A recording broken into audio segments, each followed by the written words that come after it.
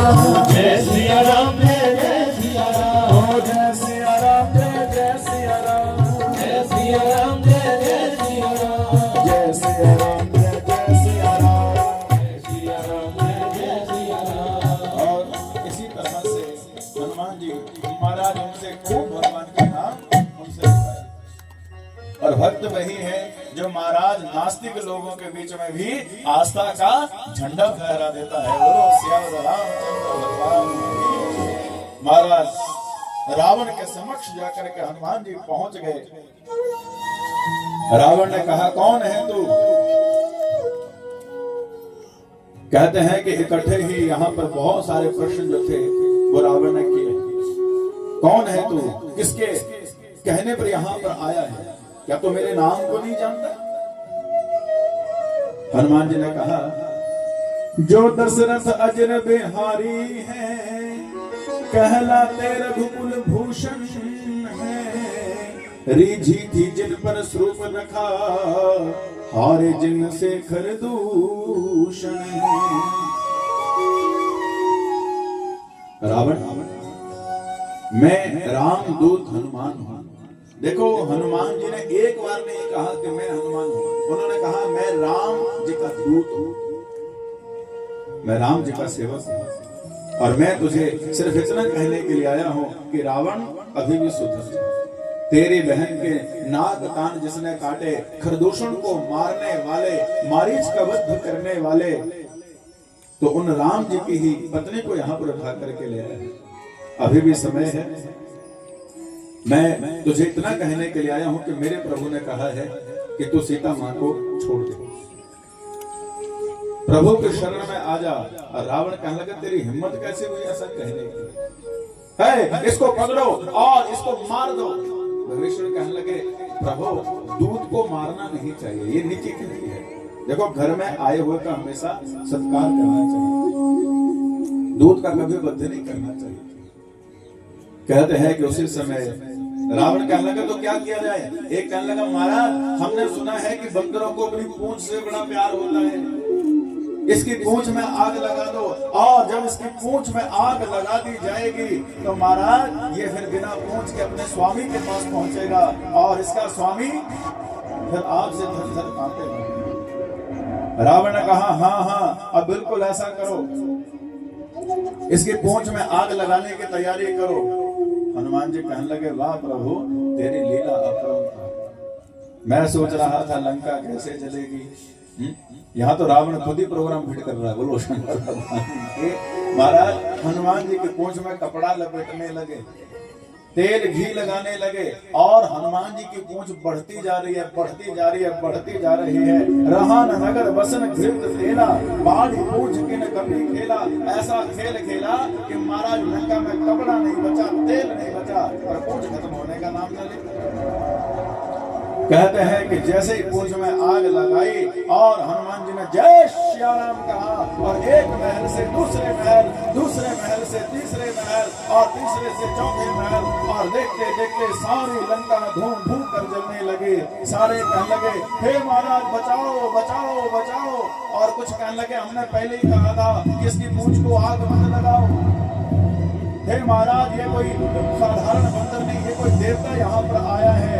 और हनुमान जी ने उसी समय यूं उल्ट पलट पुर दहन किया, मदचूर कर दिया रावण का संपूर्ण नगर को फूंक दिया, पर छोड़ा एक धर्म भीषण का। बोलो सियावर रामचंद्र भगवान की। पूरी लंका धूं धूं कर जलने लगी, और अंत में सिर्फ एक घर बचा, और वो किसका बचा? भीषण का। विभीषण का घर क्यों बचा? क्योंकि वहां पर दीवारों पर राम राम लिखा हुआ था।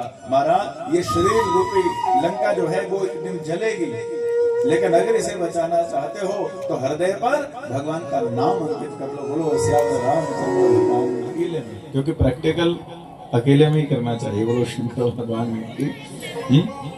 जब फिर वहां पर सक्सेस हो जाए ना, तो फिर सबके बीच में आकर के राम जी ने एक पत्थर उठाया, दाएं बाएं देखा, कोई देख नहीं रहा, और उसी समय पत्थर पानी में फेंका, पत्थर डूब गया। पत्थर डूब गया, भगवान मायूस हो गए कि मेरे द्वारा फेंका हुआ पत्थर डूब रहा है, मेरा नाम लिखने से पत्थर तर रहे हैं। पर भगवान अभी सोच ही रहे थे, अच्छा हुआ किसी ने देखा नहीं। पर इतने में हनुमान जी ने कहा, वाह प्रभु, वाह प्रभु, आपकी महिमा।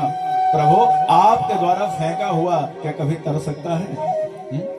जिसे आप फेंक दो महाराज, वो कभी तर नहीं पाएगा। इसलिए प्रभु धन्य है आप। और हनुमान जी ने भगवान के जय जयकार यहाँ पर की है। महाराज दूसरी तरफ सेतु बन करके तैयार हो गया और भगवान की सेना जाकर के लंका में पहुंच गई। कहते हैं कि अब लंका में सबसे ऊंचा झंडा फहर रहा था। विभीषण ने महाराज उसी समय इशारा किया और भगवान ने एक ही तीर से महाराज उस झंडे को काट दिया। सारी लंका में हलचल मच गई कि भैया वो हनुमान जो आया था उसका स्वामी अपनी पूरी सेना के साथ अब यहाँ पर पहुंच चुका है। हमने सुना है कि उसका नाम लिखने से पत्थर पानी में तर रहे हैं। सब सारे थर थर कांपने लगे। तो रावण को पता लगा महाराज प्रजा का विश्वास जगमगा रहा है। रावण ने कहा कोई बात नहीं, मीटिंग बुलाई, सबको इकट्ठा किया। क्या हुआ, डर क्यों रहे हो? कहने लगे महाराज हमने सुना जो आ रहा है ना उसके तो नाम से पत्थर पानी में तर रहे हैं। रावण ने कहा तो क्या हुआ? अरे रावण के फेंके हुए पत्थर भी पानी में तर सकते हैं। अच्छा, कहने लगे हाँ। तो रावण ने उसी समय पत्थर उठाया, पानी में फेंका, पत्थर तैरने लगा। सारे सोचने लगे भैया मुकाबला बराबरी का है। रावण की फिर जय जयकार होने लगी। रावण फिर वापस गया मंदोदरी से, कहने लगा मंदोदरी आज पता है मैंने क्या किया? मेरा नाम लिखने से पत्थर पानी में तैरने लगे। मंदोदरी कहने लगे तो कौन सा तीर मार लिया? छल किया होगा, कपट किया होगा। कहने लगे ना सच तेरी कसम मैंने कोई कपट नहीं किया। मंदोदरी कहने लगे तो आपके अंदर ऐसी कौन सी ताकत है, आपके अंदर ऐसी कौन सी खासियत है कि आपका नाम लिखने से पत्थर पानी में तैरे? बताओ सच क्या किया आपने? रावण कहने लगे मंदोदरी मैंने पत्थर उठाया और मैंने उसके ऊपर लिखा रावण और पत्थर को ये कहा कि तुझे लगे राम की सौगंध अगर तू पानी में तैरा नहीं तो। बोलो शंकर भगवान की। भैया वो रावण भी राम पर इतना विश्वास करता था। एक वैद्य है सुसैन वैद्य और बहुत योग्य है। अगर वो लक्ष्मण जी का इलाज करें ना तो लक्ष्मण जी जरूर स्वस्थ हो जाएंगे। और सुसैन वैद्य को कौन लेकर के आएगा? कहते हैं कि हनुमान जी गए और सोते हुए वैद्य को उठा करके ले आए। सुसैन वैद्य वहां पहुंचे। जब उन्होंने देखा कि मैं तो शत्रुओं के बीच में आकर के बैठा हूं, विभीषण जी ने कहा कि देखो एक डॉक्टर के लिए ना कोई मित्र होता है ना कोई शत्रु होता है। उस वैद्य का जो धर्म है वो है अपने रोगी की रक्षा करना।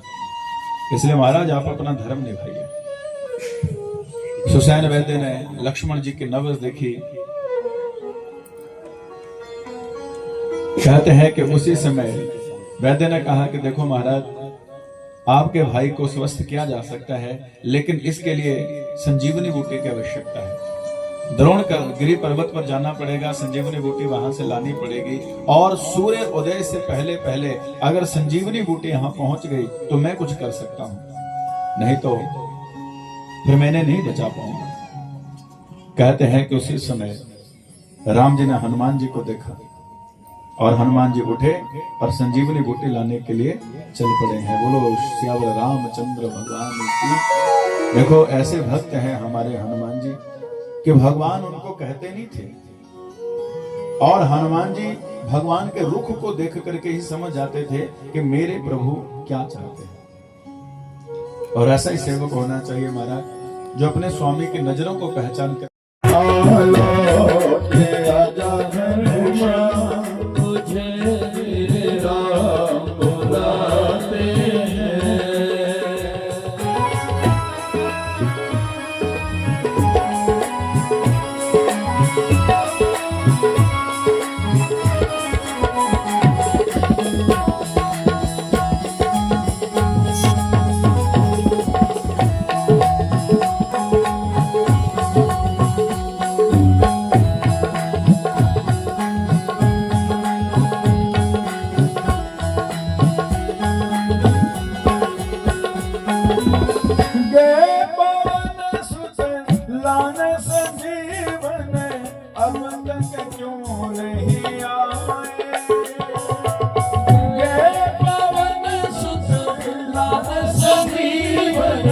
अब तक क्यों नहीं आए।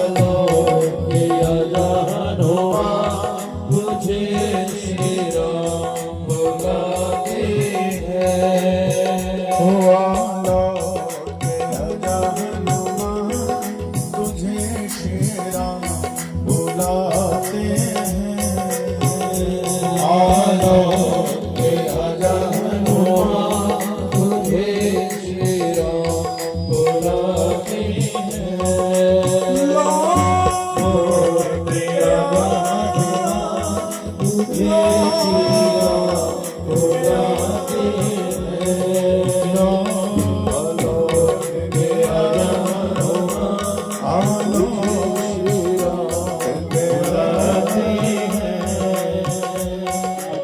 रथ पर बैठ करके महाराज भगवान रावण के साथ युद्ध करने के लिए चले। कहते हैं कि भयंकर युद्ध वहां पर चल रहा है और उसी समय रावण और राम जी का युद्ध चल रहा है। तो कहते हैं तेहि सीता पाई नहीं जाई, त्रिजटा कही सब कथा सुनाई। सिर भुज बार सुनत रिपुकेरी, सीता और भई त्रास घनेरी। रघुपति सर सिर कटे न मरे, विधि विपरीत चरे सब करे। मंगल भवन अमंगल हारे, प्रभु दशरथ अजर बिहारी। एहि पद गहि बधु विधि समुझावा, घोर भय रथ चढ़े मुन धावा। मंगल मंगल धारे, प्रभु दशरथ अजर बिहारी। मरण रिपु श्रम भयो विशेषा, राम भवेशन तुम तब देखा। श्री राम जय राम जय जय राम, श्री राम जय राम जय जय राम। ओ सायक के नाभि सरसों सा, अपर लगे भुज सिर कर रोसा। ले सिर बाहु चले नाराचा, सिर भुजहीन रुंड महि नाचा। जय राम जय राम, श्री राम जय राम जय जय राम। मंदोदर आगे भुज शीसा, धरी सर चल जा जगदीशा। श्री राम जय राम जय जय राम, श्री राम जय राम जय जय राम। नाभि कुंड पीयूष बसिया के, नाथ जीत रावण बलता।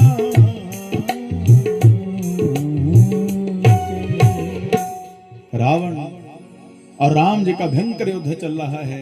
रावण अनेक प्रकार की मायावी शक्तियों का प्रयोग कर रहा है, पर अंत में भगवान भी रावण के बार बार सर काटते हैं, पर रावण के सर फिर जुड़ते हैं। विभीषण ने राम जी की तरफ देखा, भगवान जब थोड़े मायूस लगे तो विभीषण ने कान में कहा, प्रभु रावण ऐसे नहीं मरेगा। रावण की नाभि में एक अमृत कुंड है और जब तक वो अमृत कुंड नहीं सूखा जाएगा रावण नहीं मर सकता है। राम जी ने महाराज एक तीर निकाला और अपने धनुष के ऊपर रखा।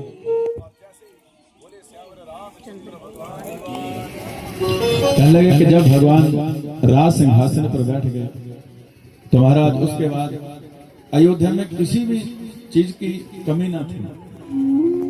दैहिक दैविक भौतिक तापा, राम राज्य नहीं कहूं ही व्यापा। सब नर करे ही परस्पर प्रीति, चल ही स्वधर्म निरत श्रुति नीति। महाराज दैहिक दैविक भौतिक तीन प्रकार के ताप किसी को भी नहीं सताते थे। न चोरियों का भय था, न बीमारियों का भय था, न किसी के घर में ताले लगते थे और ना कोई किसी से ईर्ष्या द्वेष करता था। कहते हैं कि महाराज इसी तरह से आज राम जी के ऊपर कृपा सबके ऊपर बरसने लगी और कहते हैं कि राम जी की कृपा पाकर के आज सारे अवधपुर वासी जो थे वो आनंदित हो रहे हैं। और महाराज फिर आगे अंतिम चौपाई जो है रामचरितमानस में यहाँ पर कही है, राम अनंत अनंत गुण अमित कथा विस्तार, सुनि आचर चु न मानहि, जिनके विमल विचार। श्री राम जी अनंत है, उनकी कथा अलौकिक है और इस अथाह कथा ज्ञान सागर में मुझ जैसा क्षुद्र बुद्धि प्राणी कैसे इसका व्याख्यान कर सकता है। गोस्वामी तुलसीदास जी अंत में भगवान के चरणों में कहते हैं कि हे प्रभु, जो कुछ कह पाया वो सब आपकी कृपा है और हे प्रभु इसी तरह से मुझे अपने चरणों से लगा करके रखना और हमारे ऊपर अपनी कृपा बना करके रखना। बोलो श्यावर रामचंद्र भगवान की। और महाराज यहाँ पर कथा को हम विश्राम भी देंगे अभी। बोले शंकर भगवान की। देखिए आज हमारी गाड़ी बड़ी फुल स्पीड से दौड़ी लेकिन मंजिल पर पहुंची है। स्वयं आप रामायण को घर में पढ़ो, घर में रामायण जरूर रखो। मैं आपको एक बात बताऊं, ये ग्रंथ, ये शास्त्र जो है वो हमें भगवान से जोड़ते हैं। और हर व्यक्ति को भगवान की इस दिव्य कथा का पाठ करना चाहिए। रोज सुबह कम से कम आप समय रखो। पूजा तो आप सभी करते हो, लेकिन उस पूजा में आप एक नियम और जोड़ लो कि हम रामायण को भी पढ़ेंगे। रोज का 1 पन्ना पढ़ो, 2 पन्ने पढ़ो, जितना आपके पास समय है। ज्यादा नहीं पढ़ सकते तो 1 चौपाई पढ़ लो, लेकिन पढ़ो जरूर, क्योंकि पढ़ने से पता लगता है। बोलो सियावर रामचंद्र भगवान की। तो महाराज यहाँ पर हम अब कथा को यहीं पर मैं विस्तार भी दूंगा। बहुत सुंदर हमारी 7 दिवसीय कथा रही रामायण की, और भगवान जी की बड़ी कृपा रही। रात को भगवान आए आशीर्वाद देने के लिए और देख करके चले भी गए। बोलो शंकर भगवान की। तूफान भी आया और हल्के हल्के बारिश भी हुई, और ये बारिश महाराज यहीं पर कुछ ही क्षेत्रों में यहाँ पर हुई। और ये समझ लो कि भगवान की कृपा थी, जो हमें कल भगवान का आशीर्वाद मिला। और आज बहुत बड़ा दिन है, आज गुरु पर्व है और भीष्म पंचक आज खत्म होंगे। और आज कितना बड़ा उत्सव जो है वो मनाया जाता है। आपके डेरे में भी बड़ा तगड़ा प्रोग्राम चला हुआ है। सुबह ऊपर मैं दर्शन करने गया था, तो ऊपर डेरे में भी बड़ी तगड़ी व्यवस्था और बहुत कार्यक्रम वहां पर चल रहे हैं। और हमारा ये सौभाग्य है कि आज ही के दिन हमारी कथा भी ये यहाँ पर विश्राम हो रही है। तो मैं बहुत बहुत बधाई देना चाहता हूँ रिक्की जी को, आंटी जी को, आप पूरे परिवार को, और जो आपने अपने पिताजी के इस संकल्प को यहाँ पर पूरा किया है। आप एक बार जोरदार तालियां इस परिवार के लिए बजाइए। देखिए, मुझे तो ऐसा लग रहा था कि जैसे रिक्की के अंदर ही मुझे अंकल जी दिख रहे थे, और बिल्कुल उन्हीं के जैसा स्वभाव। विदेशों में रहते हैं लेकिन फिर भी वो भाव, वो श्रद्धा और वो विनम्रता। नहीं तो बाहर जाकर के तो बंदा सीधे मुंह बात ना करे, पर आपके ऊपर ये ठाकुर जी की बड़ी कृपा है। आपके माता पिता के संस्कार हैं जो आपको इस तरह से भगवान से जोड़ के रखा है, और ऐसे ही हमेशा रहिएगा। और भगवान आपको खूब कृपा बरसाएं और खूब आनंद में रखें। जो आपकी इच्छाएं हैं वो ठाकुर जी सब पूरी करें, और आपके वंश वृद्धि हो, आपके ऊपर भगवत कृपा हो, और इसी तरह से आप ठाकुर जी से जुड़े रहें। और मैं तो ये कहूंगा कि इतना कमाए, इतना कमाए, इतना कमाए, एक बार मुझे भी कनाडा ले जाए। बोलो शंकर भगवान।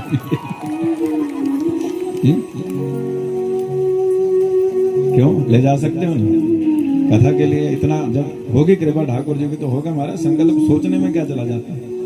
और जो विदेशों में रहते हैं ना, मैं सबको बोलता हूँ, जो भी प्रभु प्रेमी हमसे जुड़ते हैं, तो मैं ऐसे ही बोल देता हूँ मजाक में कि महाराज आपके ऊपर इतनी कृपा हो कि मुझे भी आप वहां लेकर के, कोई शौक नहीं है मेरा वहां जाने का। सब यही ठाकुर जी की कृपा। और यहाँ पर अपने घर में जो प्रेम मिलता है ना, इसकी कोई कीमत नहीं है। जो अपने लोगों के बीच में कथा करने का सौभाग्य मिलता है। मैंने शहरों में भी कथा करके देखा महाराज, लेकिन वहां पर इतना होता है कि बस स्टेज तक तो बड़ी मान्यता होती है। स्टेज से उतर गए ना तो बस फिर उनको बस प्रोफेशनल इतना होता है कि बस उनका सोचते हमने पैसे दे दिए, हमारा काम हो गया। पर महाराज गांव में और इतना आनंद आता है कि सब इतने प्रेम से जुड़ जाते हैं। और यहाँ पर आते हो, मुझे 5वीं कथा मेरी यहाँ पर है, और मैं इसके लिए मैं सबसे पहले तो मैं धन्यवाद करूंगा हमारे किरण मैडम जी यहाँ पर बैठे। एक बार इनके लिए जोरदार तालियां बजाइए। ये हमारे सतवीर अंकल जी के बहन हैं।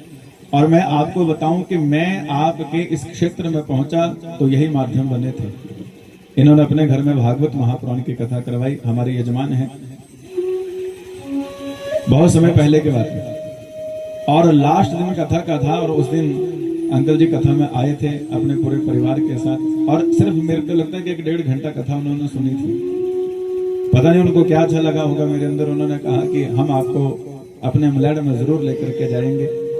और फिर उसके बाद उनका फोन आया, कैसे हम कथा करवाना चाहते हैं। तो ठाकुर जी की कृपा समय मिला। और आपको देखो संजोग कैसे बना, मुझे तो नहीं पता था, आप नहीं बताते तो नहीं पता लगता। जो कथा उस समय जिस तारीख को हुई थी और जिस मौके पर हुई थी, ये कथा भी उसी मौके पर हुई। उस कथा का भोग भी महाराज भीष्म पंचक के दिन ही खत्म वो कथा हुई थी, और आज की कथा भी उसी समय पर खत्म हो रही है। ना मैंने ये सोचा था कि ऐसा होगा, ना आपने कभी ऐसा बोला कि ऐसे होना चाहिए, लेकिन ठाकुर जी ने संजोग कुछ ऐसा बना दिया। और उसके बाद फिर यहाँ कथा हुई। और हमारे बीच वो पुण्य आत्मा जो आज हमारे बीच नहीं है, हमारे बलराज अंकल जी नकड़ों से, आप सभी जानते हैं, वो भी यहाँ कथा सुनने के लिए आते थे और उन्हें उस कथा को सुनकर के शायद कुछ अच्छा लगा हो तो उन्होंने फिर अपने घर में कथा रखी और भागवत महापुराण, फिर राम कथा, और फिर उसके बाद महाराज उनकी इच्छा थी कि हर साल मेरे घर में अनुष्ठान चलता रहे, लेकिन शायद विधाता को कुछ और मंजूर था और कोरोना काल में ही उन्होंने अपने शरीर का परित्याग कर दिया। और फिर शिव महापुराण की कथा जो उनका संकल्प था वो उनके परिवार ने फिर उनके निमित्त वहां पर किया। आंटी जी यहाँ पर आए हैं, आप रोज यहाँ पर आते रहे, आपका भी बहुत बहुत स्वागत है। एक बार इनके लिए भी जोरदार तालियां बजाओ। तो देखो ये परिवार यहाँ पर माध्यम बने जिनकी वजह से मुझे यहाँ पर आकर के यहाँ कथा सुनाने का, कहने का मौका मिला। और भी बहुत सारे मौके मिलते रहते हैं पर कई बार समस्या हो जाती है, तारीख नहीं मिलती है। तो कल भी हमारे आपके रामलीला कमेटी के प्रधान जी कह रहे थे, हमने आपको फोन किया था कथा के लिए, लेकिन आपने मना कर दी।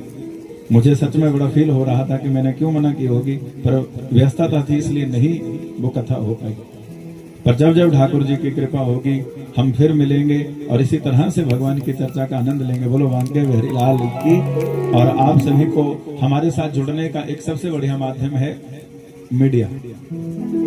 ये सारी कथा YouTube चैनल पर हमारी चल रही थी डे बाय डे। आप इस कथा को मेरे चैनल पर, मेरा चैनल का नाम है अंकुश शर्मा, और आप उसे सब्सक्राइब कर लें और उसे आप फिर रोज आप हमारी कोई भी कथा कहीं भी चल रही हो, आप अपने मोबाइल पर घर बैठे ही उसका आनंद ले सकते हो और जुड़ सकते हो हमारे साथ। और फिर ठाकुर जी ने चाहा तो फिर कहीं ना कहीं हमारी मुलाकात फिर होगी।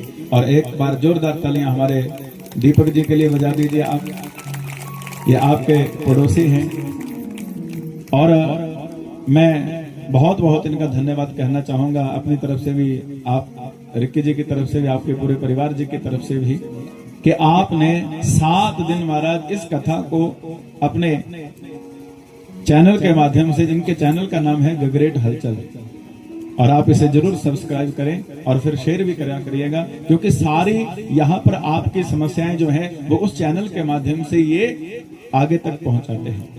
और इस कथा को भी इन्होंने इसी माध्यम से महाराज दूर दूर तक पहुंचाया और रोज कम से कम सभी समाचार पत्रों में ये कथा का जो प्रसंग था वो वहां पर आता रहा। और मैं तो हैरान रहा कि महाराज अंग्रेजी अखबार में भी आ गया। बोलो पहले बार मैंने देखा कि अंग्रेजी अखबार में भी महाराज इस कथा का इन्होंने वहां पर प्रचार किया। तो ये सबसे बड़ी बात है और ये सबसे बड़ी बात होती है, देखो इससे इलाके का नाम प्रसिद्ध होता है कि कौन से इलाके में कौन सी गतिविधि चल रही है। तो हमारे दीपक जी ने, आपने यहाँ पर इस कथा को अपने इस चैनल के माध्यम से दूर दूर तक पहुंचाया। आपका बहुत बहुत धन्यवाद है और इसी तरह से आपका प्रेम हमारे ऊपर हमें मिलता रहे और आपके ऊपर भी ठाकुर जी की कृपा बरसती रहे। आप खूब फलें, खूब फूलें और खूब आपके ऊपर भगवान की कृपा रहे।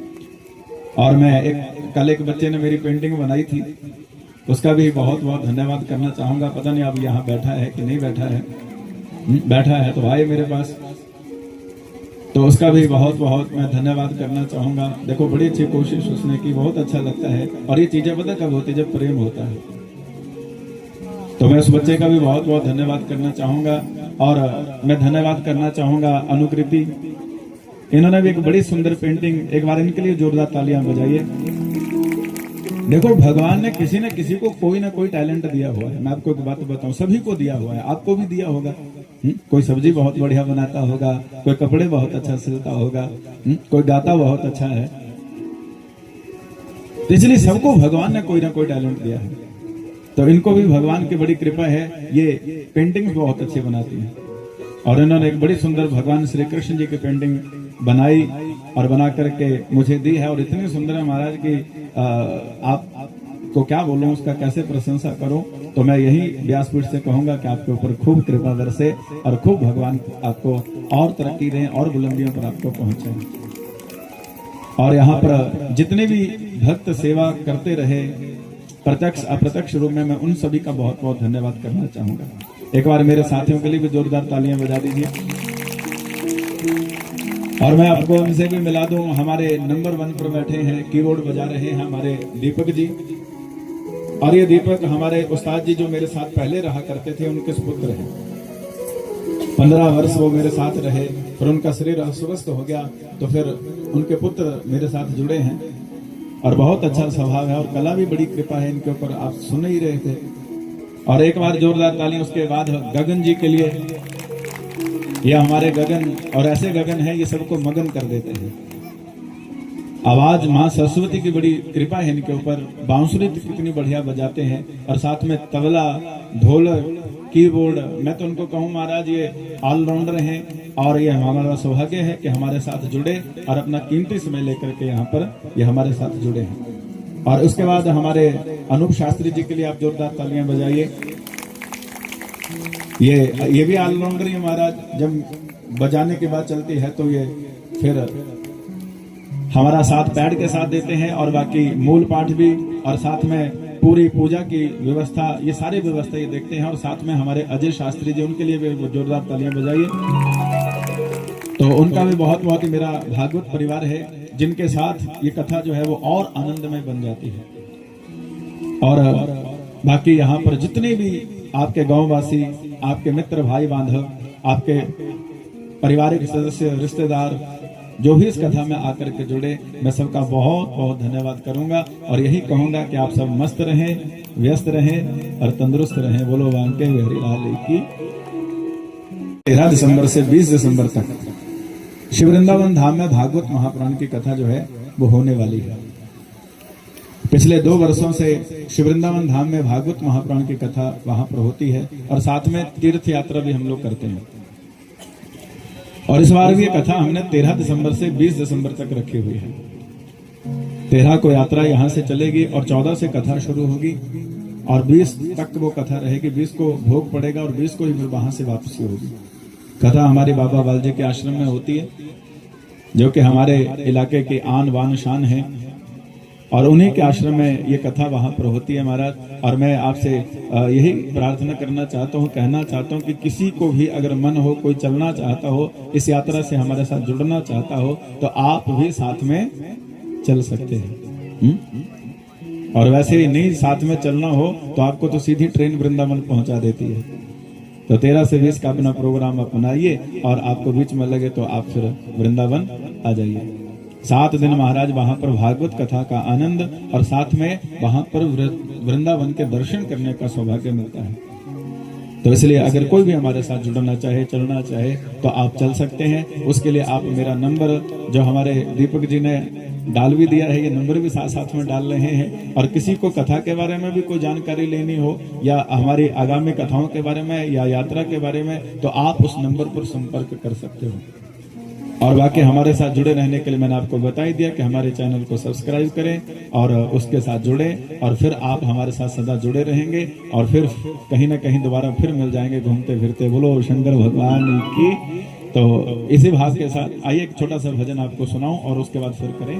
जय जगदीश हरे स्वामी जय दीनानाथ हरे भगवान जय जय सीताराम हरे भगत जनों के संकट नाथ जनों के अब गुण राजा राम दूर करे वो जय राजा राम हरे जो ध्यावे मल पावे